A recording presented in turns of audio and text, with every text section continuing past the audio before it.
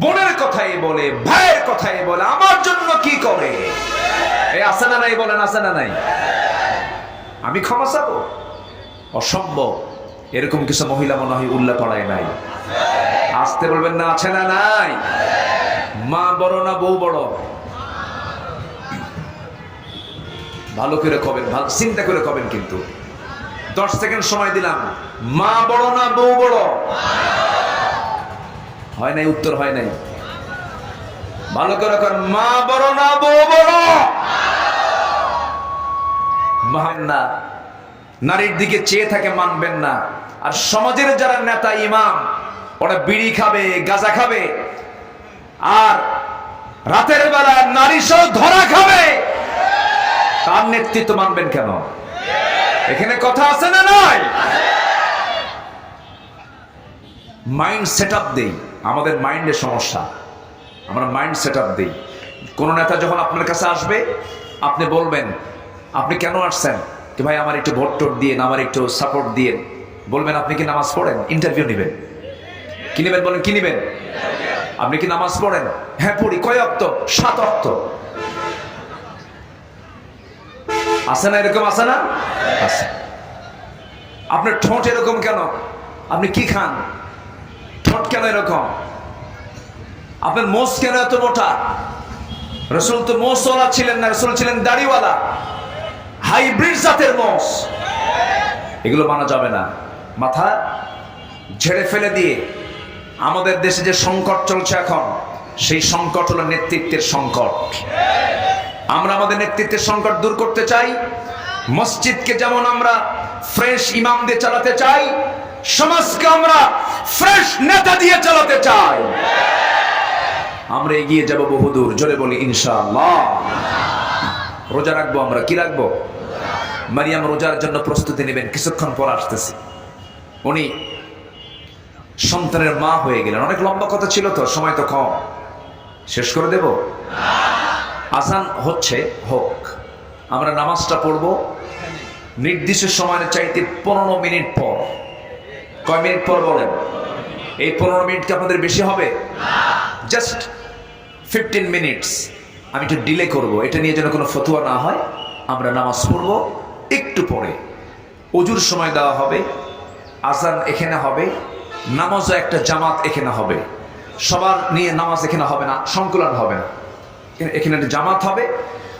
দোয়ার পরে নিজ দায়িত্বে যারা জামাত না পাবেন, আসরের সালাত আদায় বেশি জরুরি না ওয়াজ শোনা বেশি জরুরি? বলেন বলেন। হ্যাঁ, এটা মাথায় রাখবেন। কিন্তু এখন বসবেন, নামাজের পর আমরা ওয়াজের মাহফিল সফল করব, নামাজও আদায় করব। জোরে বলি ইনশাআল্লাহ। সম্মানিত ভাইরা, সন্তান পেটে চলে আসলো, সবাই তাকে অভিযোগ দিতে লাগলো, মারিয়াম তোমার চরিত্র এত নষ্ট হয়ে গেল, তুমি তো অসতী, চরিত্রহীনা, একটা অসামাজিক নারী। শেষ পর্যন্ত তাকে ঘাড় ধাক্কা দিয়ে সেখান থেকে বের করে দেওয়া হলো। রক্তাক্ত হয়ে তিনি বের হয়ে গেলেন। এতগুলো গালি তিনি শুনলেন, কিন্তু একটাবার তিনি মনক্ষুণ্ণ হয়ে আল্লাহকে কিছু বললেন না। বরঞ্চ এটাকে তিনি একটা বিশাল বড় পরীক্ষা মনে করলেন। সেই পরীক্ষায় মারিয়াম ফেল করেছেন না পাস করেছে? পাস করেছে। যেদিকে চোখ যায় সেই দিকে রওনা দিলেন। তাফসীর আসছে বাইলহামা একটা উপত্যকার নাম। সে উপত্যকার কাছাকাছি চলে গেলেন। যখন পেটে বাচ্চা আসে, সেই মহিলার খাবারের চাহিদা কম হয় না, বেশি হয়, বেশি হয়ে যায়। সেবার জন্য লোকের প্রয়োজন হয়, সেবার জন্য কেউ নাই, খাবারের জন্য কেউ নাই। 10টা মাস পূরণ হলো।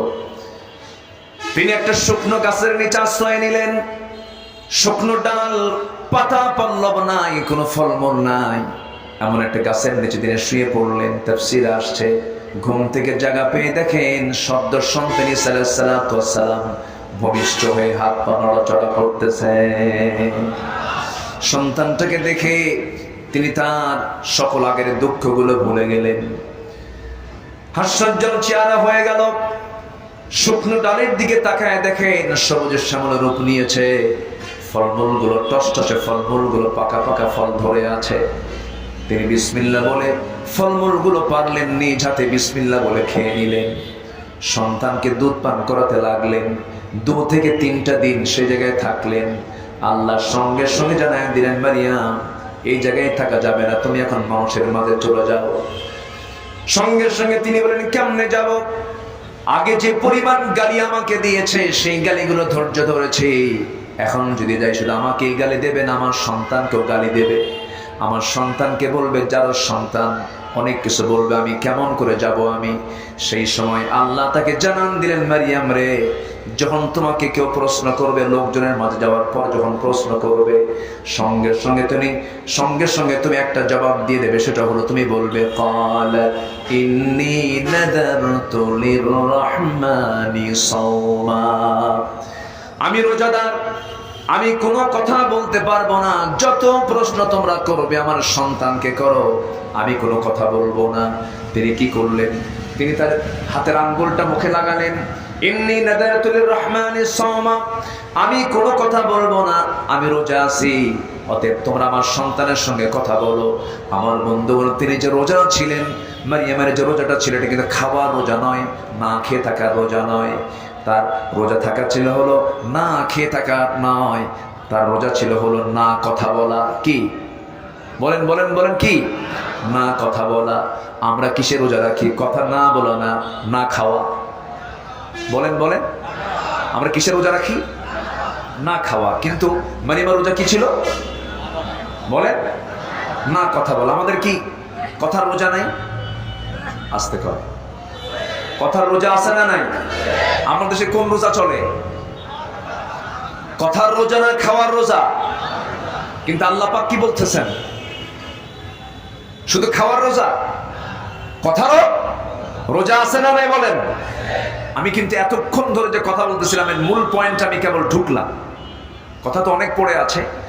তাহলে আমরা যে ভাবি যে আমি না খেয়ে আছি, আমি রোজা, না। আমি স্ত্রীর কাছে যাচ্ছি না, আমি স্ত্রীর সহবাস করছি না, আমার রোজা, না। যে ব্যক্তি তার মুখ থেকে মিথ্যা ছাড়তে পারবে না, গীবত ছাড়তে পারবে না, মিথ্যা সাক্ষী দেওয়া ছাড়তে পারবে না, বাজে কাজ ছাড়তে পারবে না, তার রোজা রাখার কোনো প্রয়োজন। এটা কি আমার কথা? বলেছেন মুহাম্মদ সাল্লাল্লাহু আলাইহি ওয়াসাল্লাম। তাহলে রোজা মানে কি? শুধু না খেয়ে থাকা না, কথাও না বলা। কোন কথা? বলেন, বাজে কথা। বলেন, কি কথা? বাজে কথা না বলা। আমরা বাজে কথা রমজান মাসে বলবো না, রোজা রেখে বলবো না। জোরে বলি ইনশাআল্লাহ। অন্য মাসে বলবো। হ্যাঁ, রোজা মাস কেন দিয়েছেন? অন্য মাসকে ঠিক করার জন্য রমজান দিয়েছেন। অন্য মাসকে ঠিক করার জন্য কোন মাস দিয়েছেন? রমজান মাস দিয়েছেন। তাহলে রোজার মাসে যে আমি মিথ্যা বলবো না, ওই সিদ্ধান্ত আমি 30 দিন পালন করলাম, ওই অভ্যাসটা বাকি কয় মাস চলবে? বলেন, কয় মাস চলবে? 11 মাস চলবে। যদি 11 মাস না চালান, আপনার রমজান মাসের কোনো রোজাও কবুল হবে না। আমি কি কথা বুঝতে পারতেছি? তাহলে এখন বলুন, আমার দেশে কিছু রোজাদার আছে, রোজা রাখে, সুদও খায়। সুদ মনে হয় উল্লাহ পড়াতে নাই? হ্যাঁ, সুদ উল্লাহ পড়াতে আছে? আছে।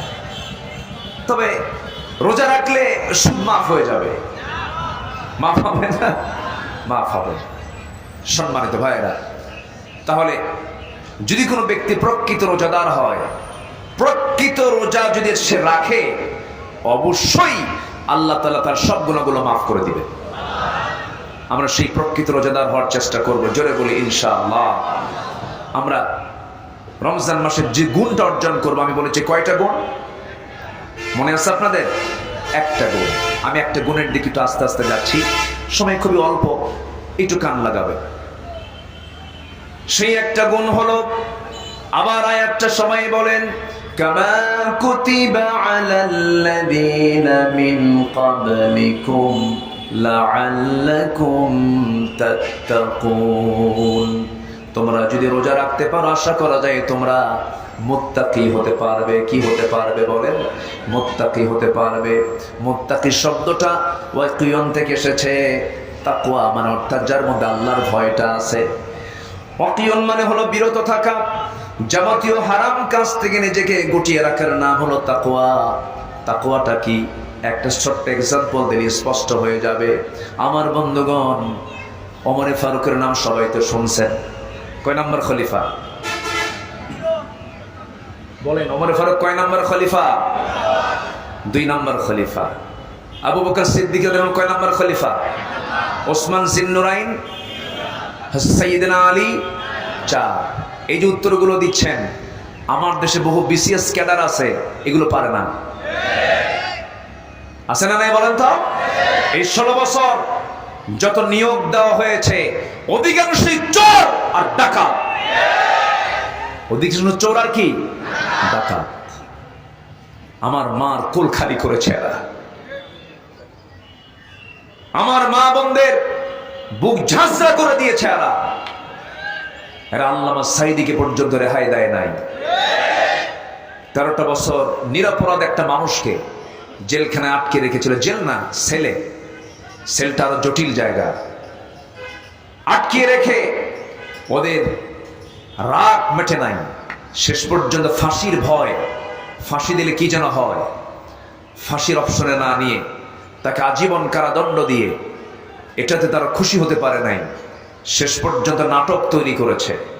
চিকিৎসার নাম করে কাশিমপুর কারাগার থেকে হসপিটালে ভর্তি করায়া, চিকিৎসার নাম করে ইনজেকশন পুশ করে, পয়জনিং করে, বিষ প্রয়োগ করে এই জাতির কিংবদন্তি আল্লামা সাঈদীকে তারা হত্যা করেছে।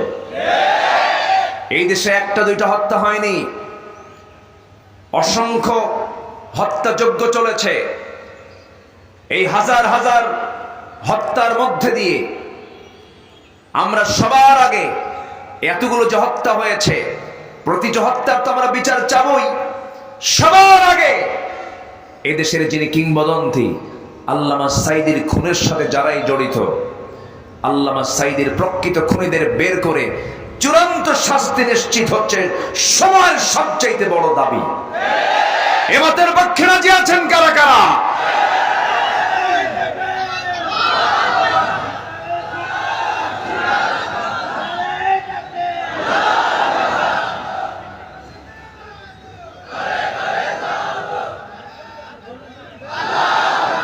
আল্লাহ কবুল করুন, জোরে বলি আমিন। আরো জোরে আমিন। বিচার হবে না? বিচার হবে কিনা বলেন? বিচার হতে হবে, বিচার হতে হবে। জোরে বলি ইনশাআল্লাহ। আল্লাহ কি বিচার দেননি? আল্লাহ বিচার দেন নাই? আল্লাহ বিচার দিয়েছেন। কুতিবা আলাইকুমুল কিসাস, হুকুম আছে না নাই বলেন? আচ্ছা, সম্মানিত ভাইয়েরা, সম্মানিত বন্ধুগণ, প্রথম খলিফা সাইয়েদনা আবু বকর, দ্বিতীয় খলিফা কে? ওমর। এক মাহফিলে, বহুদিন আগে এক মাহফিলে আমি বললাম, ওমরে ফারুককে চেনেন কে? সামনে থেকে একটা ছেলে দাঁড়ায় বলে, হুজুর আমি চিনি। কে? কে? আমাদের বাড়ির দোতলায় ভাড়া থাকে। এটা সেই ওমর না, এটা হচ্ছে অরিজিনাল ওমর। যেরকম সুবহানাল্লাহ। রাতের বেলা একা ঘোরে। কিছু কোথায় ঘোরেন? কিসে ঘোরেন? একা, কেউ নাই। 40টা রাষ্ট্র চালান। কয়টা রাষ্ট্র? কেউ নাই, একা। ভয় নাই, কারণ তার মধ্যে ভয় ছিল কার ভয়? আর আজকের যারা নেতাগুলো, তারা কি একা ঘোরে? সাহস আছে? সামনে পিছনে ডানে বামে নিয়ে ঘোরে, কারণ তাদের আল্লাহর ভয় নাই। কার ভয় নাই? আল্লাহর ভয় থাকলে লোক লাগে না, আর আল্লাহর ভয় না থাকলে লোক লাগে। তাহলে আমাদের দেশে এতদিন পর্যন্ত যারা ছিল, তাদের ডানে বামে লোক ছিল না? মানে কার ভয় নাই? আল্লাহর ভয়। সাইয়েদনা ওমর ফারুক রাদিয়াল্লাহু তাআলা একা একা ঘুরতেছেন। ঘুরতে ঘুরতেই কোন একটা ঘরের সামনে গিয়ে দাঁড়ালেন। নীরব রাত্রি, চতুর্দিকে একদম শুনশুন নীরবতা, কোনো আওয়াজ নাই। এমন সময় গভীর রজনীতে 2টা মহিলার কথার আওয়াজ তার কানে চলে এলো। একজন মা আর একজন মেয়ে। মা তার মেয়েকে বলছে, মা শোনো, আমরা গরিব মানুষ, দিন এনে দিন খাই, উটের যে দুধ আজকে দহন করেছি আমরা, আগামীকালকে এই দুধ বিক্রি করতে গিয়ে যে টাকাটা পাবো, এই টাকা দিয়ে আমাদের বাজার হবে না, সদাই হবে না। অতএব এই দুধের মধ্যে কিছু পানি ঢেলে দিয়ে মিক্স করে দাও, দুধের পরিমাণটা বাড়ায় নাও। সঙ্গে সঙ্গে মেয়েটা বলছে, মা এই কাজ আমি করতে পারবো না, কারণ এই কাজ করলে এটা আমার জন্য গুনাহ হয়ে যাবে। সঙ্গে সঙ্গে মা বলতেছে, আমার কলিজার টুকরা মেয়ে, এই দুধের ভিতরে গভীর রাত্রে যদি আমি পানি দেই, ওমরে ফারুকের প্রশাসন দেখে নাই, অন্ধকার কেউ দেখবে না, দিয়ে দাও পানি। তিনি বলছেন, মা ওমরের প্রশাসন দেখবে না, কিন্তু আমার আল্লাহ তাআলার প্রশাসন অন্ধকারের ভিতরেও দেখতে পায় আমার দ্বারা। এই পড়ছিল, হারে আমার জনগণগুলো কত আল্লাহওয়ালা। সোজা চলে গেলেন নিজের বাড়িতে। বউটাকে ডাক দিয়ে বলছেন, বউ আমার, বহুদিন যাবত আমি আমার ছেলেকে বিয়ে করাবো, ছেলে বউ খুঁজতেছিলাম, ছেলে বউ খুঁজে পাচ্ছিলাম না, কিন্তু আজকে রাতে ঘুরতে গিয়ে আমার ছেলে বউ খুঁজে পেয়েছি। কে? অমুক বাড়িতে যাও, যেরকম সুবহানাল্লাহ, অমুক বাড়িতে যাও, আমি ছেলে বউয়ের সন্ধান পেয়েছি। সাইয়েদুল ওমর ফারুক ছেলে বউ যে তিনি নির্বাচিত করলেন, বলুন তো অর্থ দেখে কি নির্বাচন করেছেন নাকি? ছেলে বউ বানাবেন বংশ দেখে নির্বাচন করেছেন নাকি? চেহারা দেখে নির্বাচন করেছেন নাকি? বলুন তো ওই মেয়েকে তিনি যে নিজের ছেলের বউ বানাবেন কি দেখে পছন্দ করেছেন? বলেন বলেন, তাকওয়া। বলেন কি বলেন, কি বলেন? তাকওয়া। রোজার ফলাফল কি? রোজার ফলাফল কি? তাকওয়া। এই যে ভয়, এই ভয়টা যদি আপনার মধ্যে চলে আসে, আমি ওজনে ভেজাল দেব, অসম্ভব, পারবো না। আমি বনের সম্পত্তি মেরে খাবো না। আমি শক্ত ভাষায় কথা বলে লোকটাকে কষ্ট দেব না। আমি বউ থাকতে জেনায় যাব না। আমি মিথ্যা সাক্ষী দেব না। আমি গীবত করব না। কেন না? কার ভয়? এটার নাম কি? জোরে করে, এটার নাম কি? তাকওয়া। এই তাকওয়াটা হচ্ছে আমার আল্লাহর চাওয়া। বান্দা, রমজান দিছি, 30টা রোজা রাখবা, তারাবির নামাজ পড়বা, সুন্দর করে একটা মাস সাজায় নিবা, কোরআন তেলাওয়াত করবা, ব্যাখ্যা জানবা, আল্লাহর দল করবা। কার দল? আসতে বলবেন না, কার দল? বউটাকে নামাজের জন্য বলবা, পর্দার জন্য বলবা। বউ নামাজ পড়ে না এমন বউ তো মনে হয় উল্লাপাড়ায় নাই।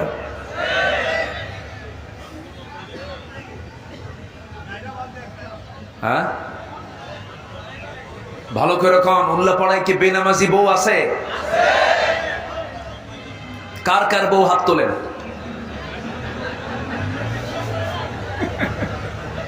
দেখি। কিছুক্ষণ আগে কিন্তু কইছে যে ঘরে ঘরে, একটা হাত তোলে না। দেখেন,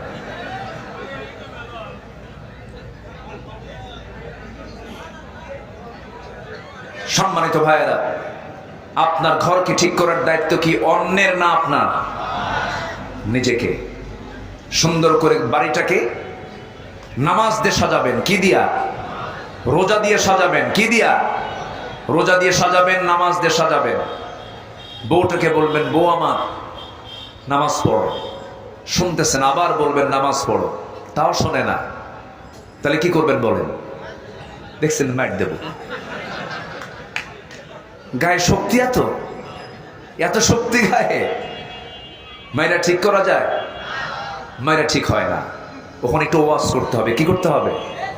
রাসূল ওয়াজ করতেন। খালি ওয়াজকে আমি করব? আপনার বউয়ের সামনে ওয়াজ করবে কে?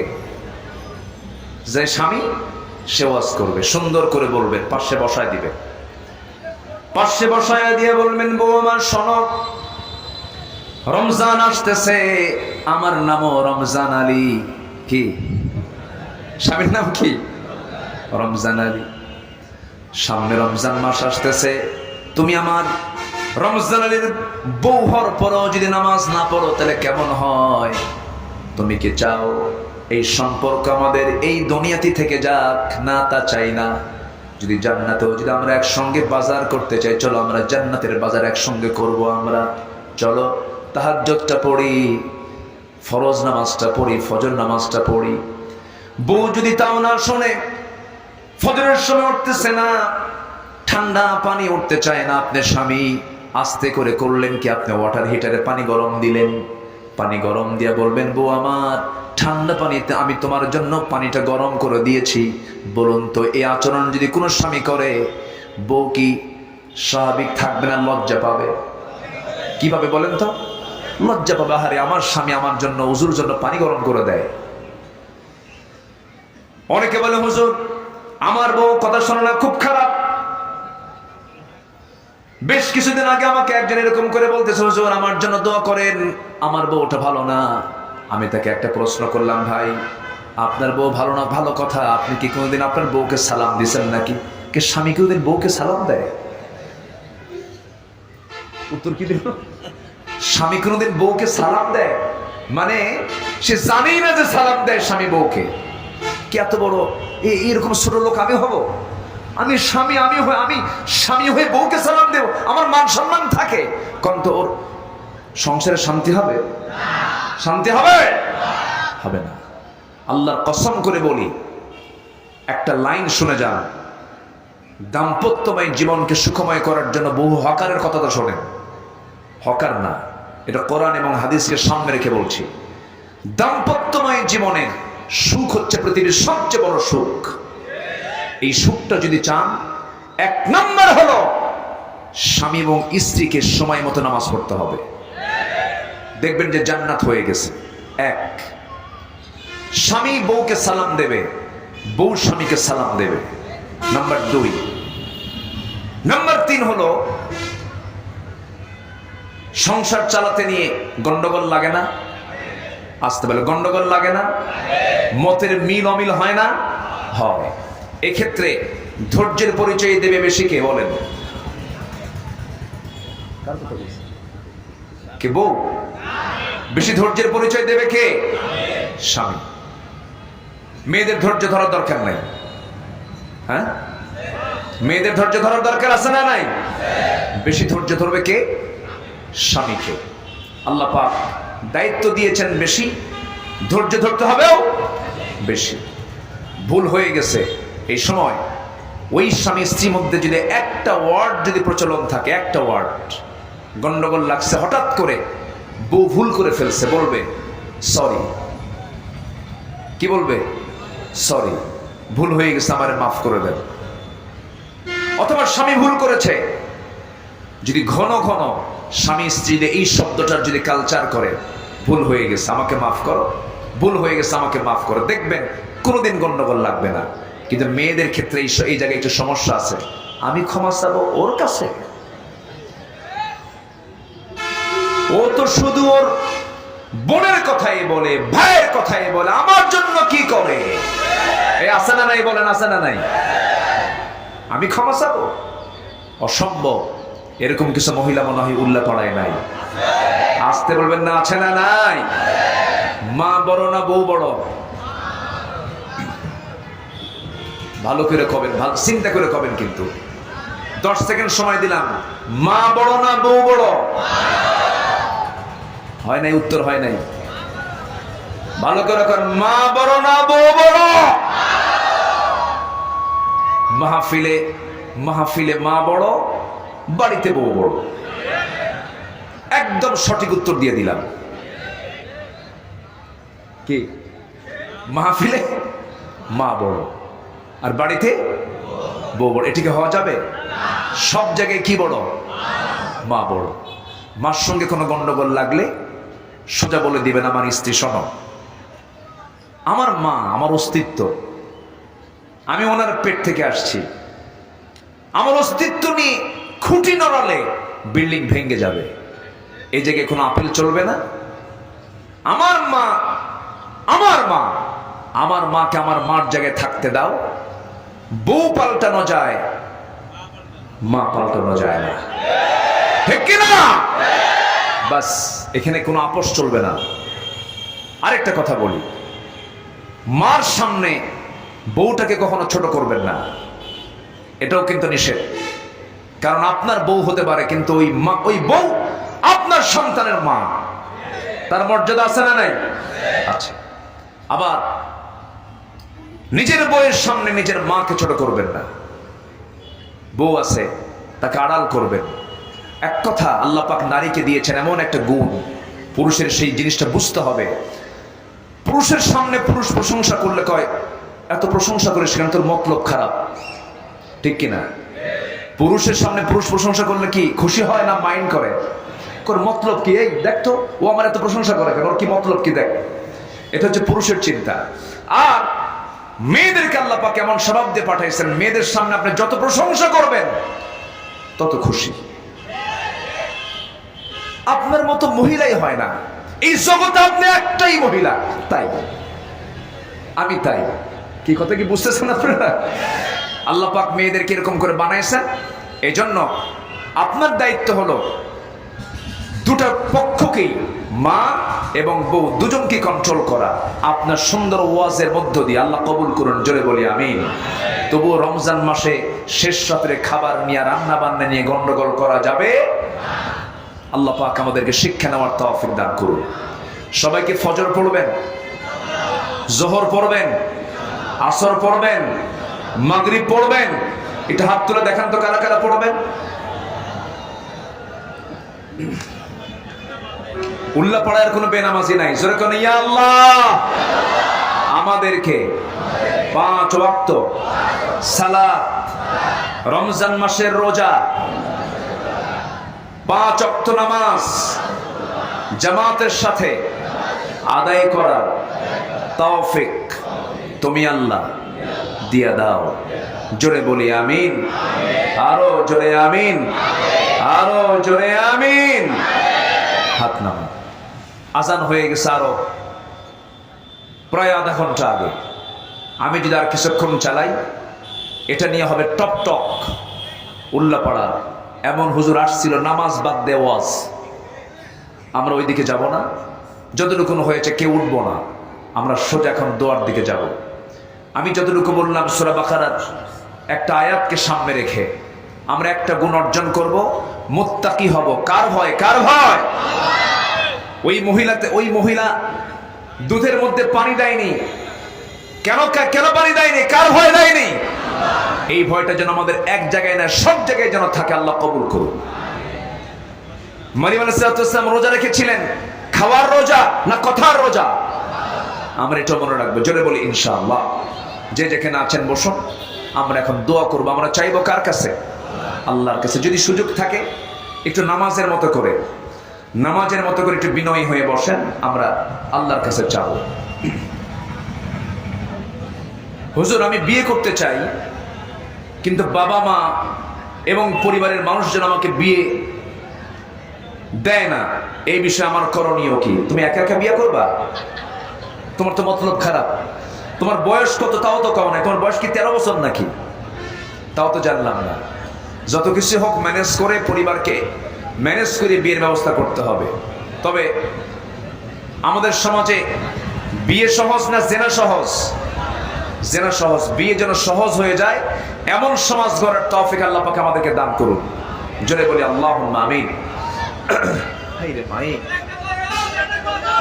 এই মাইকে কিচ্ছু চলবে না আজকে, যা হয়েছে আমি কোনো মতো চালায়া দিলাম। আল্লাহ কবুল করুন। শুনবেন? আচ্ছা ঠিক আছে।